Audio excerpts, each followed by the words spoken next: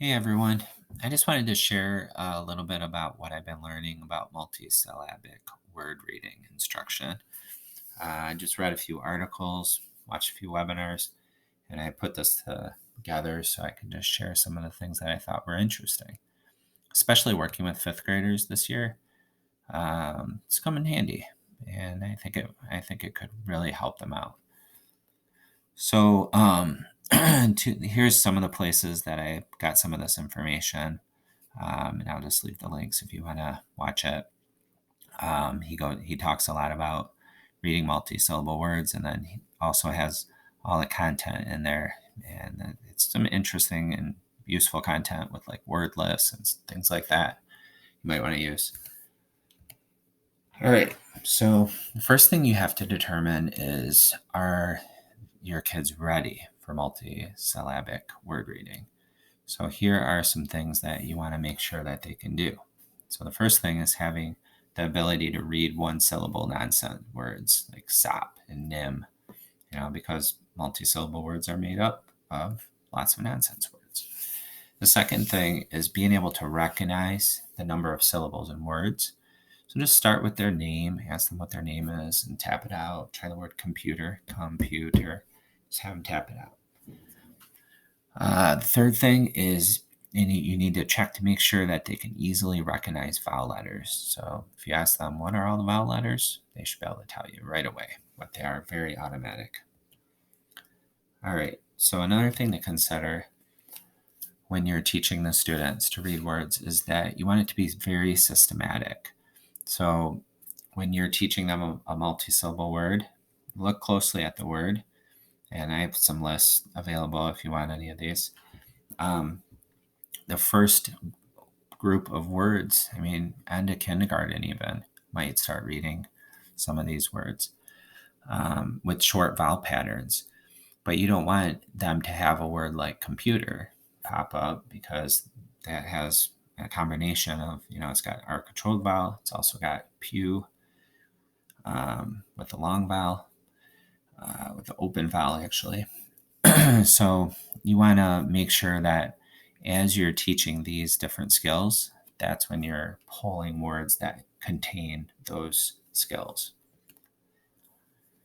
All right, so this is the steps that you want to ask the kids. Like, these are the questions that you'll ask the kids during the instruction. So the first thing you're going to ask is, how many vowel letters are in the word? And they're going to just show with their fingers how many. And you're going to ask them, are they together or apart? And they'll put their hands together if they are together, or put them apart. The third thing is there a silent E at the end, and they'll just give a thumbs up or a thumbs down. Skip this if they haven't learned about the silent E. The fourth thing is, how many syllables are in the word? So they'll show with their fingers again how many syllables, and then they'll draw lines for each syllable. The fifth thing is students write each syllable on each line. And then the sixth one is they're going to read each syllable individually in order and then blend the word. And then the seventh one is, if it doesn't sound like a word, try flexing the sound and try another sound. Try the Schwa sound. We'll get into the Schwa sound later. So a lot of researchers now are kind of against a lot of the rules because they don't really follow a lot of the rules when you're teaching multi-syllables. I know when I was looking at them, I was breaking them up in a certain way due to a rule. But these are rules that you might teach. These happen quite a bit. So first one is breaking the two consonants that are the same and only pronounce the consonant once. You can see some examples there. Another one is keeping digraphs together. And this happens most of the time. You can see the word shepherd, it doesn't work out. All right, so let's watch this in action.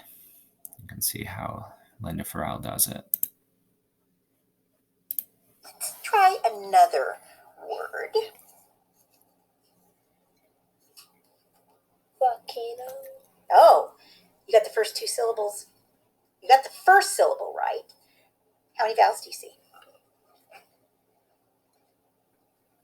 3. Together, apart? Apart. Okay.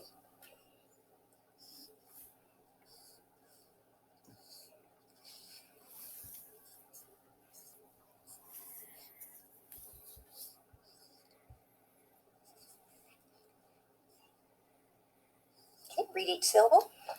Volcanic. What's that middle syllable?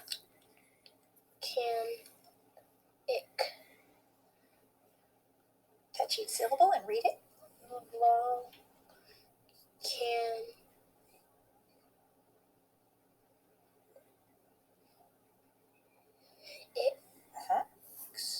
Wait, what's that? Yeah, let's do it again. Volcanic. You just read volcanic. All right. That's pretty good. And you can see the importance of phonemic awareness there too. Like, I feel like, again, Haggerty is really going to help that out. You know, having them hear computer and be able to blend it together without letters is really powerful. All right. Other syllable teaching notes that I took from all these webinars is reading big morpheme units, and these being opportunities to teach meaning. So say they see the word micro in a word, microbiology, or things like that. They should be able to see that micro and know the meaning. Remember, each syllable has a vowel or vowel pair to break word. And the third one is remember each vowel could make a short, a long vowel, or a schwa sound, you know, and take a problem solving approach if it doesn't make sense. And then number 4, ask yourself, does it sound like a word you know? And this is a reminder to me, like, make sure you really focus on building vocabulary so they have lots of words to pull from. You know, if it does make a word and they've never heard that word before, it's going to be a problem. And then don't use rare words during instruction. And this is that link where he talks about some of these rules and how we shouldn't really use a lot of the rules. It's pretty interesting. All right, now the schwa sound. Okay, now this is something that I didn't really learn much about at all. So I put an article here. A lot of times they teach it with, you know, talking about how it's upside down, you know, and what does that? It's lazy. It's having a bad day, so it doesn't want to get out of bed. It makes that sound. So there's a lot of information about it there. Here's some schwa word lists that you can practice. And you can see that all the vowels sometimes make that schwa sound. So knowing which one is unstressed is really important. Something I'm not really going to go into, but I do want to show this really quick. And this is a little schwa activity that you can do with your kids. Let's hope technology plays properly for us. Wagon. So what I thought we'd do now is we do a little thing where we're going to look at words, and if you need, you can use your syllable boards like I did to break the word up and read it, but if you can read it without, you don't need to.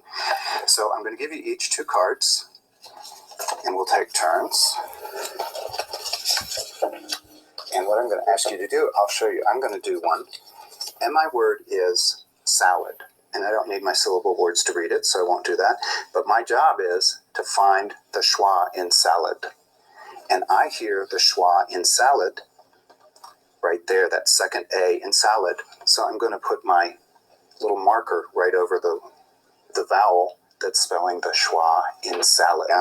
Okay, so Bianca, would you like to lead us off on this one? Okay. Signal. Signal. Can you find a schwa in signal? The A. The A. And can you say that schwa sound for me?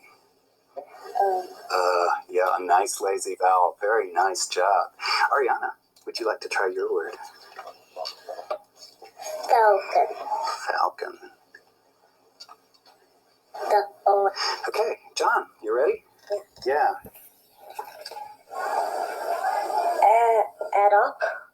Okay. It could be adopt. Adopt. Okay, good. Good flexing. That's exactly what we do when we're not sure. When it doesn't sound right, it comes out. You did a great job of flexing those sounds. And you flexed that to what? To And that's the what sound? the schwa. Schwa. Now you see why we want to learn about the schwa? Because you were able to use that schwa word to... Okay, Stephanie hasn't had one yet. But... right? So you can really see how that whole like flexing the sound comes in play. All right, I hope you found this useful. Thank you.